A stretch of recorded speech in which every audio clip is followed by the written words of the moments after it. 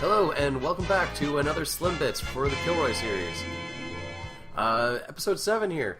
What can I really talk about in this episode?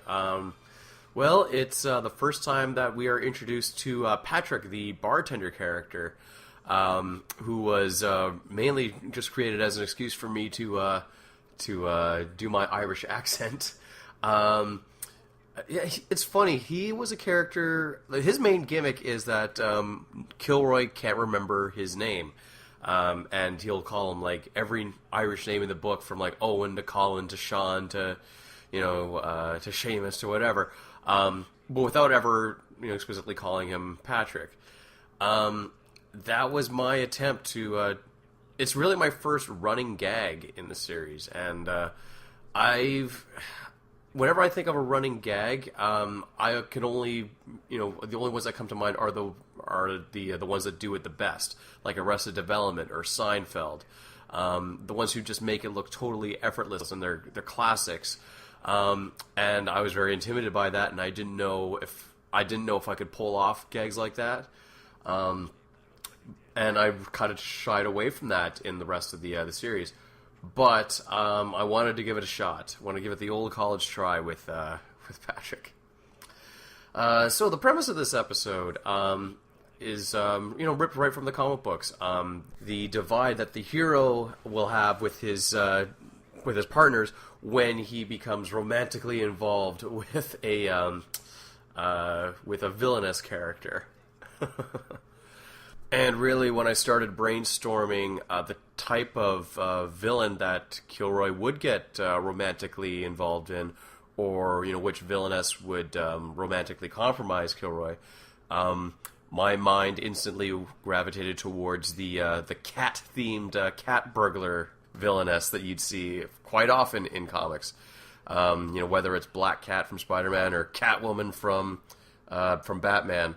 I guess the good guys like their bad girls dressed like cats for whatever reason. I don't know. I don't know what it is about that particular trope, but I had to get to it in KILLROY eventually, and figured that this is a good episode to do it in. KILLROY meets this woman in a bar. They hit it off. They decide to have a date. My character is critical of that. Assumes that she's a villainess that they should be going after, and then we later find out that KILLROY, there's nothing to worry about KILLROY getting romantically involved in that, because he is such a buffoon when it comes to switching off that part of being a superhero 24/7, that it just blows up in his face completely. The Fish and Rice guy here is sort of a character who weirdly has taken on a life of his own, and it kind of came out of nowhere. I was driving by this sushi restaurant, which I think was called Fish and Rice, but the sign of it was broken, so that the glowing letters would only show the N in "and", so it was Fish and Rice. And for whatever reason, that just struck a chord with me, and I started just rambling like a lunatic about Fish and Rice. And I was doing that it was one of those things where I was in the car by myself, and I was just talking to the steering wheel and letting my imagination run wild. And I had such a kick out of doing that, I kept that in the back of my head when it came time to recording this episode.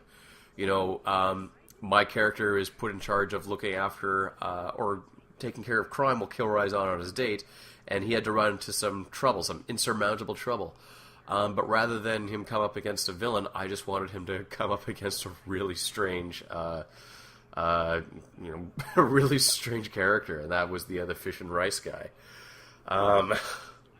You couldn't ask me in a million years to recite that whole Fish and Rice thing.